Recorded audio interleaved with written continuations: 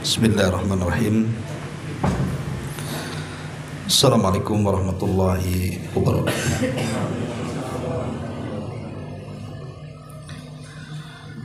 Alhamdulillah wassalatu wassalamu ala Rasulillah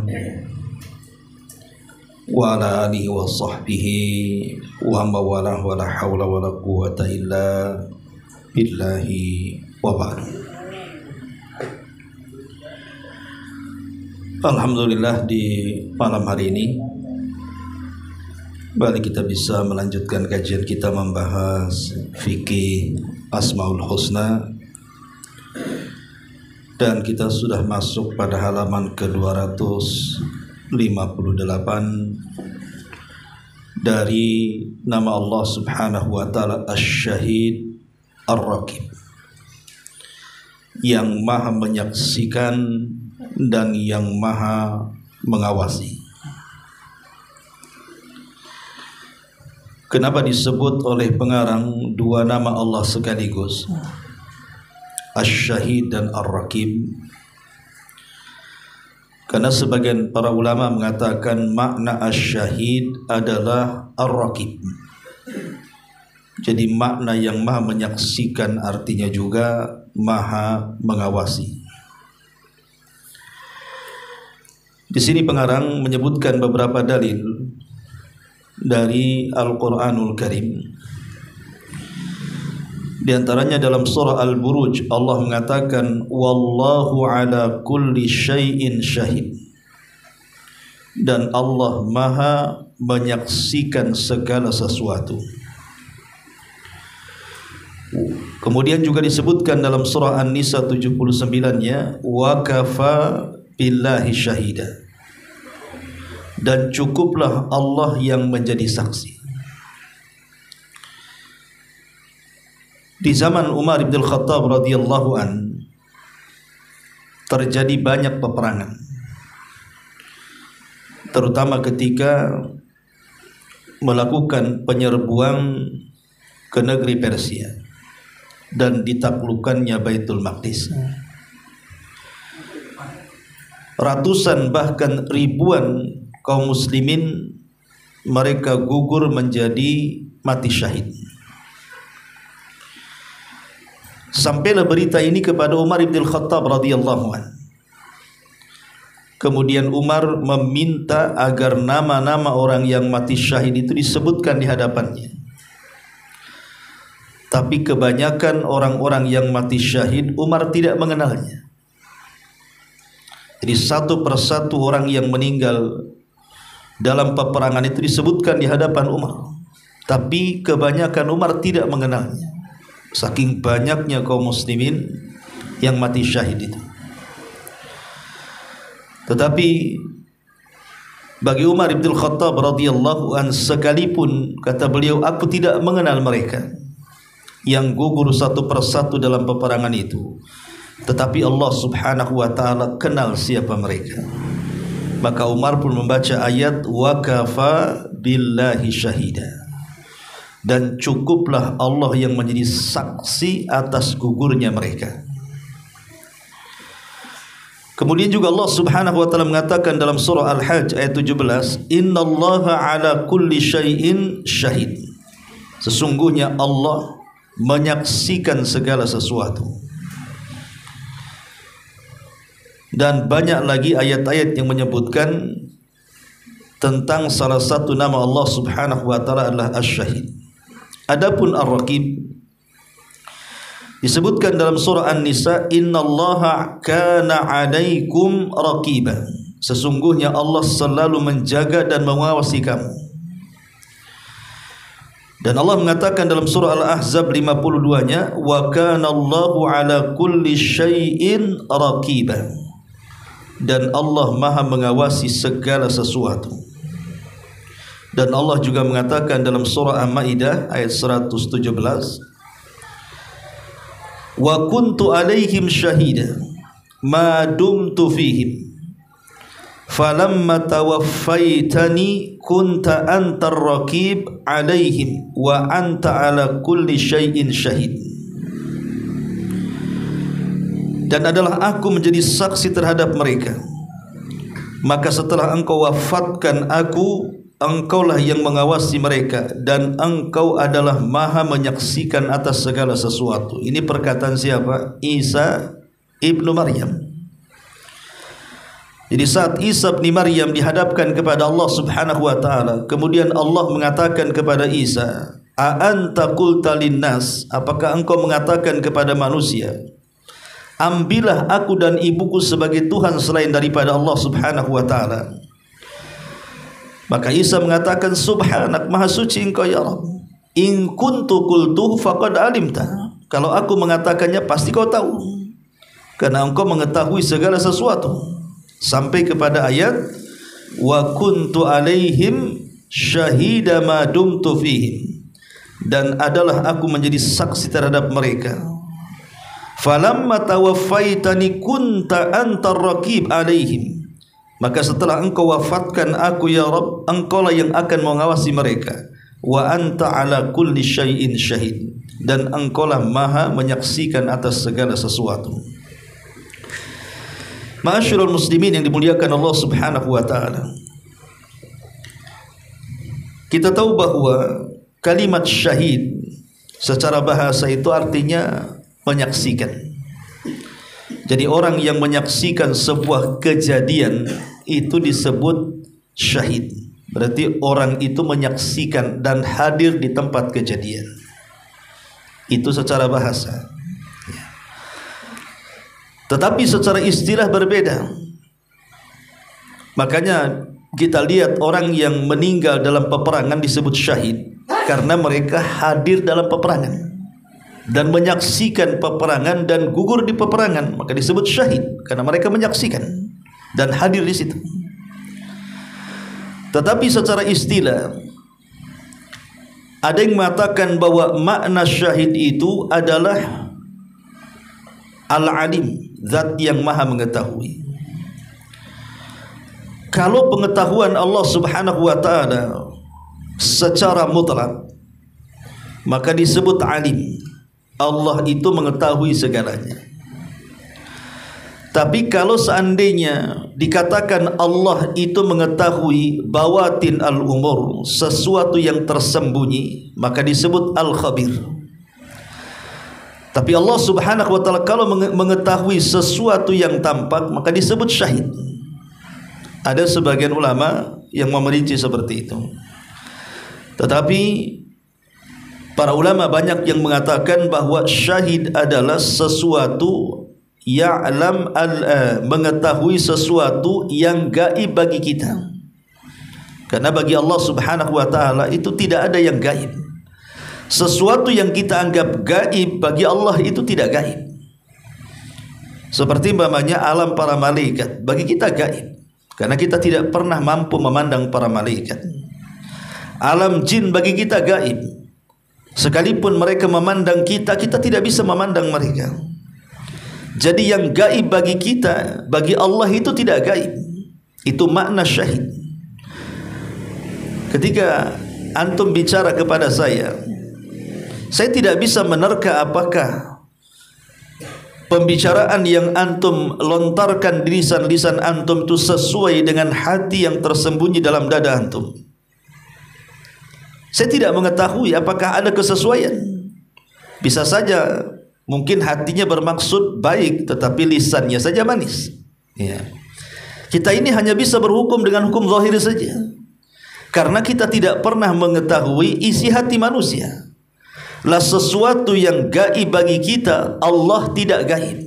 Allah mengetahui isi kandungan hati kita sebelum kita mengucapkan, Allah sudah tahu. Ya, karena Allah adalah asy-syahid. Allah itu menyaksikan segala sesuatu yang menurut kita gaib, menurut Allah tidak gaib.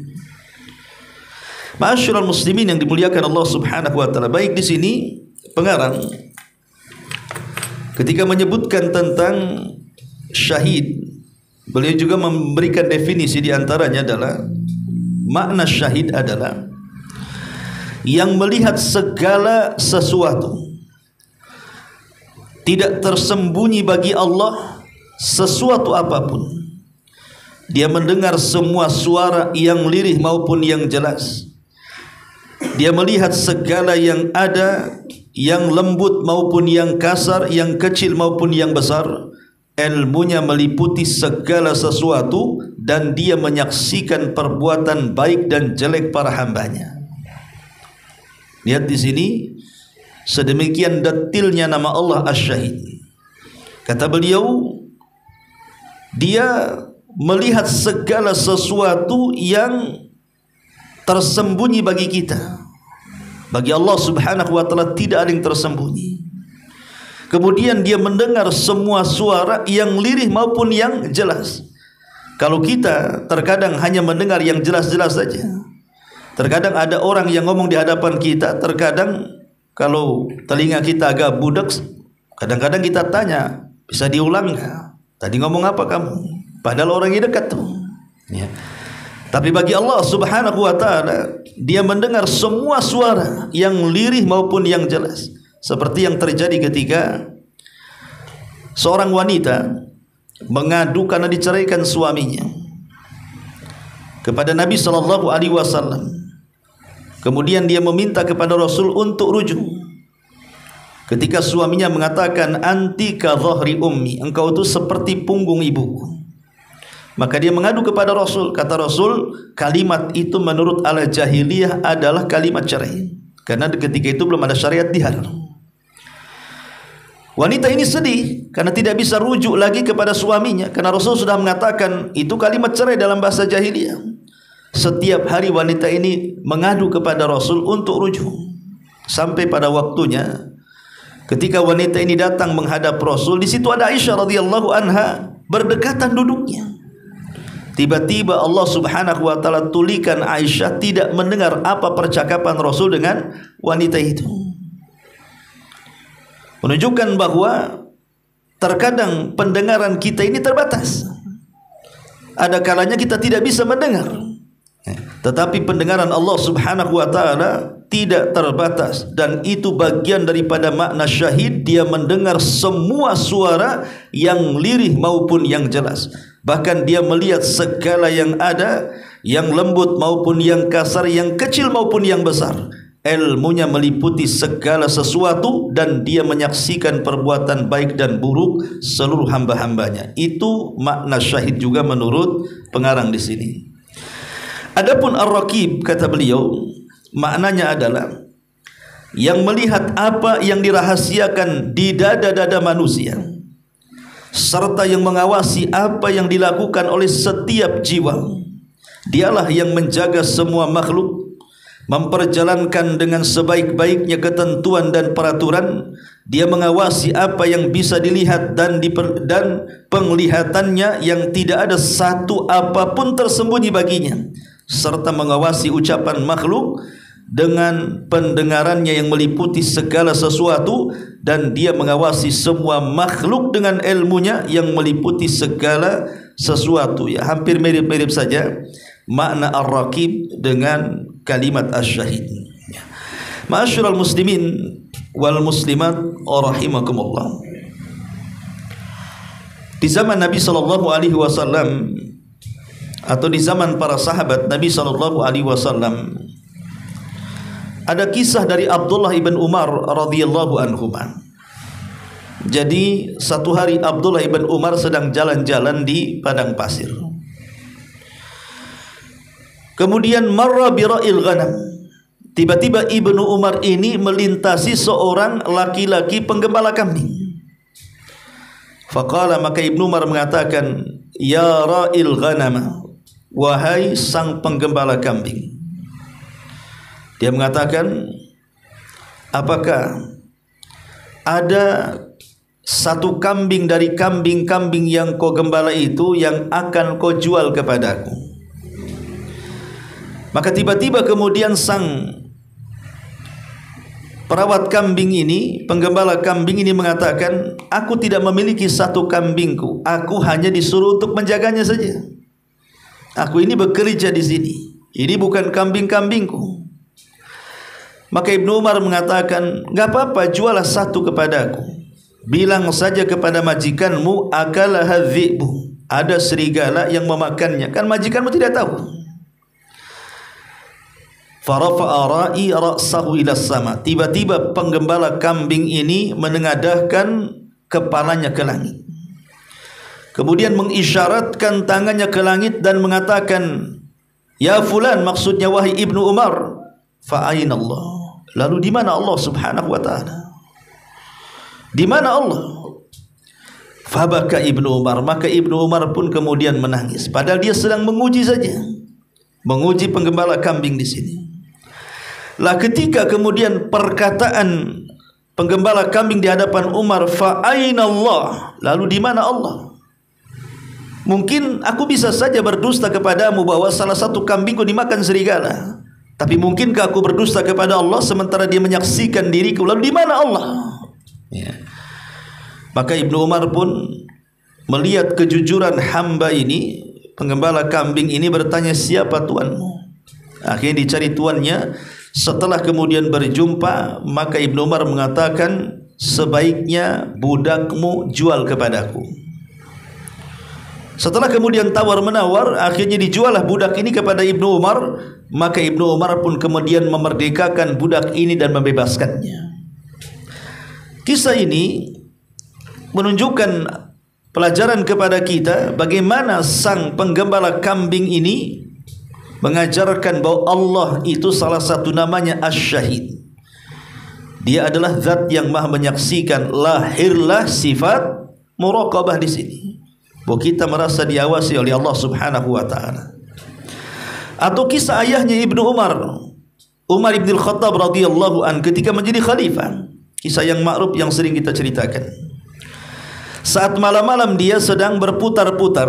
Kita tahu bahwa di zaman Umar kan banyak membuat tenda-tenda di perbatasan kota. Untuk apa tenda-tenda ini dibuat oleh Umar? Untuk orang-orang yang mengadu nasib dari daerah-daerah yang mereka mencari pekerjaan ke kota. Jadi oleh Umar difasilitasi dengan dibuatkan tenda-tenda, kemudian lampu sekedarnya. Dan itulah kemakmuran di zaman Umar bin Khattab radhiyallahu anhu.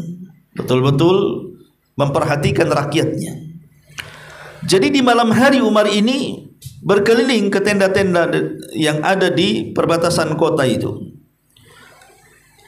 Anggaplah Umar memberikan aturan bahwa dari jam sekian ke jam sekian lentera boleh dinyalakan. Tapi kalau sudah jam sekian di malam hari wajib untuk dipadamkan, karena itu fasilitas negara. Ya. Rupanya ada salah satu tenda itu yang masih menyala. Sehingga Umar ini kemudian penasaran, kenapa tenda yang satu ini masih menyala, harusnya sudah dipadamkan. Maka didekatilah kemudian oleh Umar bin Khattab radhiyallahu an. Rupanya ada perbincangan dalam tenda ini seorang ibu dengan anak putrinya. Sang ibu ini mengatakan kepada putrinya, nak, besok kita akan jualan air susu. Sebaiknya kita campur air susu ini dengan air mineral supaya banyak dan juga keuntungannya melimpah. Jadi ibu ini hendak curang mengatakan kepada anaknya seperti itu. Tetapi kemudian anak putrinya ini rupanya wanita salihah. Dia mengatakan kepada ibunya dan mengatakan, tidak boleh curang wahai ibunda, karena aturan Amirul Mukminin Umar bin Khattab sudah jelas, tidak boleh ada curang dalam dagang. Ibunya mengatakan, wahai anakku, bukankah Amirul Mukminin Umar bin Khattab tidak tahu? Kalaupun kita mencampur air susu dengan air mineral, kan dia enggak tahu. Kemudian putrinya mengatakan, wahai ibunda, sekalipun Umar tidak tahu, sekalipun khalifah tidak tahu, tetapi dia punya Rabb, dia punya Tuhan. Pastilah Tuhannya Umar ibn Khattab radhiyallahu anhu juga Tuhan kita dan mengetahui kita. Lah Umar ibn Khattab radhiyallahu anhu yang mendengarkan percakapan itu di luar tenda, dia takjub ya atas kejujuran wanita itu. Makanya dia langsung pulang. Kemudian dia mengumpulkan anak laki-lakinya dan mengatakan, siapa di antara kalian yang siap menikah? Kemudian adalah salah satu putra Umar namanya Qasim ibnu Umar, saudara daripada Ibnu Umar radhiyallahu anhuma. Dia mengatakan, saya wahai Abi. Maka ketika Qasim sudah siap menikah, akhirnya Umar pun melamarkan gadis yang jujur tadi untuk menjadi istri daripada putranya Qasim. Dari pernikahan gadis yang jujur tadi dengan Qasim lahirlah seorang wanita namanya Laila. Dari Laila ini lahir seorang khalifatul Islam, Umar bin Abdul Aziz. Lihat bagaimana wanita ini, wanita yang saleh ini, yang jujur kepada Allah subhanahu wa ta'ala, mengajari ibunya tentang nama Allah subhanahu wa ta'ala Asy-Syahid, bahwa Allah itu menyaksikan. Umar bisa ditipu, tapi Allah tidak mungkin bisa ditipu karena dia syahid. Ya. Itulah di antara kisah-kisah tentang nama Allah subhanahu wa ta'ala Asy-Syahid. Tetapi sering saya ulang-ulang bahwa ketika kita mempelajari nama Allah Asy-Syahid, Ar-Raqib, dan nama-nama Allah yang sudah kita pelajari, ya, tentu yang paling penting dari mempelajari nama Allah dan sifatnya itu adalah pengaruh keimanannya apa. Kita mempelajari nama-nama Allah itu pengaruh bagi kehidupan kita apa sebenarnya. Ini yang penting, ya. Asar imannya apa? Yang pertama, bahwa ketika kita mempelajari nama Allah Asy-Syahid, bahwa dia zat yang maha menyaksikan, bahwa dia zat yang maha mengawasi, maka pertama, an yastahdhiral abdu syuhudallahi lahu, menghadirkan dalam kehidupannya, atau seorang hamba menghadirkan dalam kehidupannya seolah-olah dia menyaksikan Allah subhanahu wa ta'ala. Karena Allah melihat kita, mendengar kita, seolah-olah kita melihat Allah subhanahu wa ta'ala. Dan itulah yang disebut dengan darajatul ihsan. Ingat ketika Nabi SAW ditanya oleh Jibril, apa itu ihsan? Apa kata Rasul? An ta'budallah ka'annaka tarah. Engkau beribadah kepada Allah seolah-olah engkau melihatnya. Kalaupun engkau tidak mampu melakukannya, maka yakinlah Allah subhanahu wa ta'ala melihat kita. Jadi dengan meyakini Allah zat yang maha menyaksikan, zat yang maha mengawasi, maka hadir dalam kehidupan kita seolah-olah kita melihat Allah. Kalau tidak bisa, yakini Allah memperhatikan kita. Maka lahirlah sifat ihsan dan muraqabah tadi. Yang kedua, mudafa'atul ma'asi. Ketika kita yakin bahwa Allah menyaksikan, ketika kita yakin bahwa Allah mengawasi, maka minimalnya kita bisa menekan maksiat. Kita bisa menekan kemaksiatan kepada Allah subhanahu wa ta'ala. Kenapa? Karena lahir dari keyakinan Allah menyaksikan dan mengawasi itu perasaan takut. Perasaan takut. Karena kita sedang diawasi oleh Allah subhanahu wa ta'ala. Dari perasaan takut inilah akhirnya kita pun menjauh dari kemaksiatan kepada Allah azza wa jalla. Karena seorang mukmin jangan lagi cerita maksiat. Seorang mukmin itu beramal soleh saja harus disertai dengan takut. Jadi seorang mukmin jangan cerita maksiat, dia beramal soleh, dia solat, dia puasa, dia zakat, ataupun beramal soleh yang lainnya, maka wajib bagi seorang mukmin dalam setiap amal itu harus disertai dengan rasa takut. Karena takut itu adalah rukun amalan hati yang harus disertakan setiap ibadah. Makanya lihat bagaimana Ibrahim alaihi salatu wassalam setelah membangun Ka'bah. Padahal yang menyuruh membangun Ka'bah adalah Allah, yang membimbing membangun Ka'bah juga Allah sampai selesai. Tapi Ibrahim takut kalau amalannya ditolak oleh Allah, sehingga dia mengatakan, taqabbal minni, ya Allah terimalah apa yang sudah kubuat ini. Padahal pasti diterima, ya. Tapi tetap Ibrahim mengajarkan kepada kita, jangan sampai kemudian amalan kita ini tidak diterima, sehingga muncullah perasaan takut. Karena amalan kita ini disaksikan oleh Allah subhanahu wa ta'ala, apalagi kalau kita berbuat maksiat. Ini yang kedua. Yang ketiga, dawamul istiqamati. Dengan meyakini Allah itu menyaksikan kita, mengawasi kita, maka timbullah istiqamah dalam kehidupan kita. Timbullah istiqamah, ya. Kenapa? Lianna syahadatallahi wa muraqabatahu daimatun. Karena ketika Allah menyaksikan kita dan Allah mengawasi kita, maka itu terus menerus. Tidak siang, tidak malam, setiap hembusan nafas kita disaksikan oleh Allah. Makanya kemudian kita menjadi orang yang istiqomah, karena kita yakin Allah tidak ngantuk apalagi tidur. Dia akan terus mengawasi kita. Maka lahirlah istiqomah. Kemudian yang keempat, tazkiyatul nafsi wa taharatul qalbi. Ketika kita yakin Allah menyaksikan kita, Allah mengawasi kita, maka kita berusaha untuk mensucikan atau membersihkan jiwa dan membersihkan hati-hati kita. Dan yang terakhir, yang kelima, dengan meyakini Allah Maha menyaksikan dan mengawasi itu, an natakhallaq bi khuluqis syahadati bil haq. Kita berakhlak dengan akhlak supaya kita senantiasa bersaksi dengan kebenaran. Ya. Ini minimalnya 5 perkara ini menjadikan asar keimanan kita. Atau boleh juga ditambah kasratut ta'at, dengan meyakini bahwa Allah menyaksikan dan mengawasi kita, akhirnya kita rajin melakukan ketaatan dan menjauhi kemalasan dalam beribadah kepada Allah Subhanahu wa taala. Karena dikatakan oleh Ibnu Atha, dia mengatakan afdalut ta'ati muraqabatul haq ala dawamil awqat. Dia mengatakan seafdol-afdolnya ketaatan adalah seseorang merasa diawasi ketika menjalankan kebenaran dengan memanfaatkan waktu-waktu untuk beribadah kepada Allah Azza wa Jalla. Ma'asyiral muslimin yang dimuliakan Allah Subhanahu wa taala.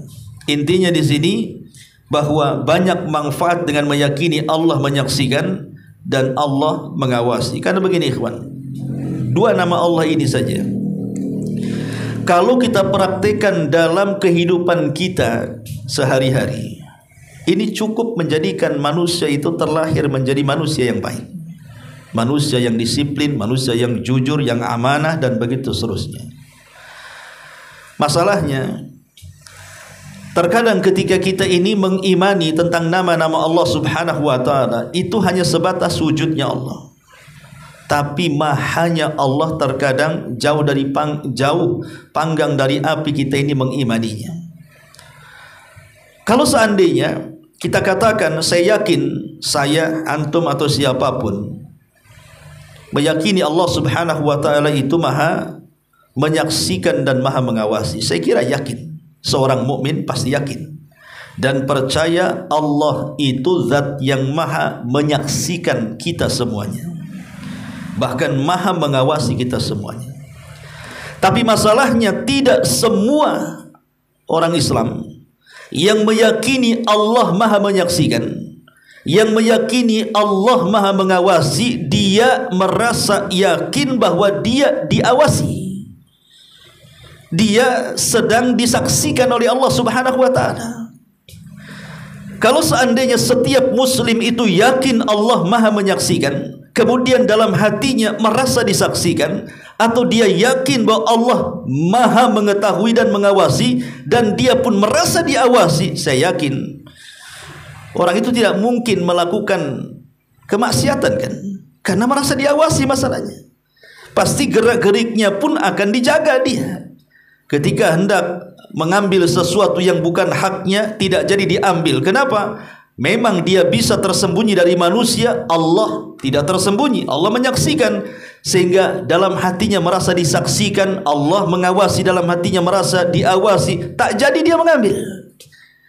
Jadilah dia orang jujur akhirnya, kan? Itu 1 nama ini saja, atau 2 nama Asy-Syahid Ar-Raqib saja, kalau seandainya diamalkan, orang itu sudah jadi baik sebenarnya. Tidak ada kisahnya di kantor itu orang malas kerja, orang yang maling waktu gitu kan. Saat gajian minta disempurnakan, saat kerja leha-leha pula dia. Ketika bosnya marah, tersinggung dia. Ketika gajinya dikurangi, marah dia. Kan ada orang yang kayak gitu. Nggak mungkin lah dia mencuri waktu, tidur-tidur enak-enak. Kalau ada pengawas dia rajin, ketika nggak ada pengawas duduk-duduk. Kenapa? Walaupun manusia bisalah dia bohongi, tapi Allah kan tidak bisa dibohongi. Allah mengawasi kita, Allah menyaksikan kita. Tidak mungkin ada orang yang malas-malas untuk bekerja. Pasti dia akan rajin, karena itu amanah. Tidak mungkin juga ada orang korupsi. Kenapa terjadi korupsi di negara kita ini? Bahkan boleh dikata sudah akut gitu ya. Bukan hanya dulu ada namanya BPK, ada namanya KPK, macam-macam tuh badan pengawas tuh. Kenapa terjadi adanya pengawasan coba? Karena hilangnya kejujuran di bangsa kita ini. Ngapain coba? Kan sudah ada pengadilan, sudah ada polisi, dibentuk lagi badan-badan pengawas keuangan, menunjukkan bahwa kejujuran di negeri kita ini sudah krisis. Karena harus dibentuk badan-badan pengawasan masalahnya. Kalau seandainya warga negara Indonesia yang ditanamkan tentang tauhid nama dan sifat bagi Allah, cukup ditanamkan sifat syahid dan raqib, bahwa Allah itu menyaksikan dan Allah itu mengawasi, tidak perlulah dibentuk badan-badan itu.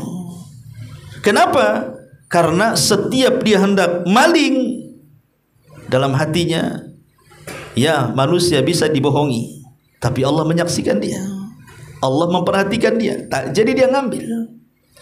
Lah inilah yang kemudian saya katakan dari awal, krisis tentang pemahaman terhadap nama-nama Allah Al-Husna. Kita ini setakat mengimani Allah itu pada wujudnya saja, tidak sampai kepada maha Allah Subhanahu wa ta'ala.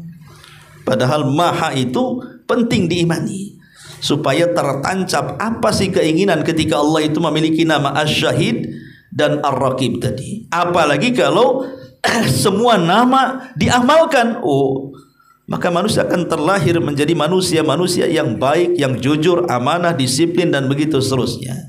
Karena kalau bicara tentang nama Allah yang sifatnya jamalah, maka kita harus berakhlak dengan sifat itu. Lain kalau nama Allah sifatnya itu jalalah, keagungan, maka kita harus berakhlak dengan kebalikannya. Contoh namanya Allah itu mutakabbir, Allah itu zat yang maha sombong. Jangan pula kita sombong, maka kita berakhlak kebalikannya. Kebalikan sombong apa? Tawadhu, kan itu ya, berendah diri, berendah hati gitu. Tapi kalau nama Allah itu umpamanya Ar-Rahim, Al-Ghafur, maka kita harus mengikuti nama itu sesuai dengan namanya. Allah Maha Pengampun, maka jadilah kita pemaaf. Allah Maha Penyayang, jadilah kita pengasih, dan begitu seterusnya.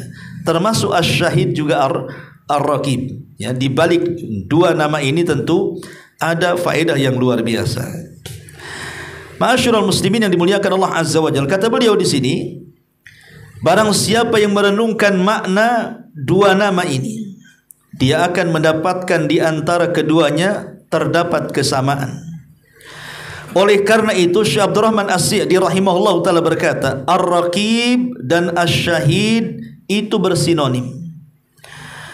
Keduanya menunjukkan bahwa Allah dengan pendengarannya, dengan penglihatannya, dengan ilmunya meliputi segala ucapan, perbuatan, dan segala sesuatu yang nampak maupun yang tersembunyi. Dialah yang mengawasi apa yang terlintas dalam benak-benak manusia dan apa yang bergetar dalam pandangan manusia, terlebih lagi hal yang nampak dengan amalan perbuatan. Allah mengatakan, innallaha kana 'alaikum raqiba wallahu 'ala kulli syai'in syahid. Sesungguhnya Allah selalu menjaga dan mengawasi, dan Allah Maha menyaksikan segala sesuatu. Oleh karena itulah kata beliau, perasaan seorang hamba akan pengawasan Allah merupakan semulia-mulianya amalan batin yang Allah meliputinya dengan ilmunya. Jika seorang hamba tersebut merasakan hal ini di setiap keadaan, maka ini akan menjadikan sebagai penjaga batinnya dari setiap pemikiran dan niat yang dibenci dan dimurkai oleh Allah, dan dari setiap ucapan perbuatan yang lahir yang dapat mendatangkan siksa, dan dia akan benar-benar meraih derajat ihsan dalam beribadah, yaitu dia beribadah kepada Allah seolah-olah dia melihat Allah, dan jika dia tidak bisa melihatnya maka yakini Allah melihatnya. Tadi ketika kita menjelaskan tentang pengaruh keimanan itu, salah satunya apa? Tazkiyah li nafsi kan. Bahwa di antara pengaruh nama Allah Asy-Syahid dan Ar-Raqib itu kita bisa membersihkan jiwa. Karena setiap jiwa kita ini terbentik untuk melakukan kejahatan. Karena kita tahu bahwa jiwa manusia itu kan ammaratun bisu, senantiasa memerintahkan untuk berbuat keburukan. Itu memang jiwa manusia seperti itu. Makanya kenapa ada dosa yang disebut dengan syahwat. Syahwat itu sumbernya nafsu. Lain dengan syubhat, itu sumbernya setan. Ya. Jadi kalau seandainya jiwa ini senantiasa memerintahkan sebuah keburukan, kemudian dia meyakini bahwa Allah zat yang maha menyaksikan dan zat yang maha mengawasi, maka tidak mungkin hati ini juga akan memiliki niat yang jahat untuk melakukan kemaksiatan kepada Allah. Kenapa? Karena Allah saksikan dan Allah tahu sampai ke dalam hati kita. Akhirnya kemudian dia pun berusaha untuk membersihkan hatinya. Ma'asyiral muslimin wal muslimat rahimakumullah. Lah di sini juga beliau menyebutkan banyak sekali dalil-dalil tentang yang menopang dari nama Allah Asy-Syahid dan juga Al-Alim. Wallahu a'lam bishawab. Ini di antara kandungan nama Allah Asy-Syahid dan Ar-Raqib, lebihnya bisa antum baca, hanya meringkas dari apa yang sudah beliau catat di sini. Taib, sampai di sini. Sebelum saya tutup, kalau ada yang mau bertanya silakan.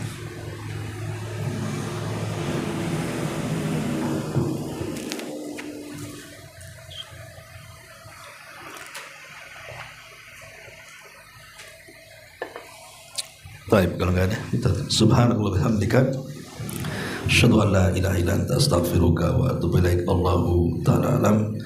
Assalamualaikum warahmatullahi wabarakatuh.